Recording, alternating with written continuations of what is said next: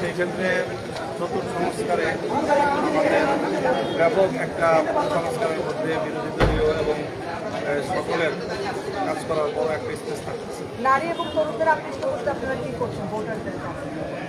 নারীরা তো সকলেই যেহেতু নারীদের সম্মান এবং তাদের মর্যাদা রক্ষায় ইতিমধ্যে আমরা তো বড় ধরনের পদক্ষেপ নিচ্ছি এবং যে সকল ঘটনাগুলো ঘটছে গতকাল এক দুদিনের মধ্যে যে আমাদের যারা নারী ক্যাম্পেইনার তাদের উপরে নানাভাবে বিঘ্নেগণ এবং তাদের অসম্মান অপমান করা হচ্ছে, আমরা সেখানে নারীদের পক্ষ হয়ে এবং নারীর সম্মান রক্ষা করার করতে সর্বোচ্চ আমাদের যে জিহাদ সেটা আমরা ঘোষণা করেছি।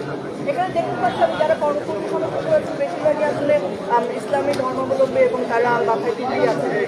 এই অন্যান্য ধর্মাবলম্বীও তো অনেক ভোটার রয়েছে, তারাও কি আপনার সাপোর্টে রয়েছে? অনেক আছে। এখানে হয় কি, যারা আমার ক্যাম্পেইনে আসার সময় যেহেতু আমি একজন আলেম মানুষ, তারা মনে করে যে আমার সাথে যোগ দেওয়ার সময় যেরকম নামাজ পড়তে যাওয়ার সময় সময় সবাই টুপি পরে যায়, এরকম অনেকে টুপি পরে আসে, কিন্তু অধিকাংশ এলাকাবাসী মানুষ এবং বিপুল পরিমাণ যুবক ইয়াং জেনারেশন তারা আমার প্রতিটা ক্যাম্পেইনে ব্যাপক।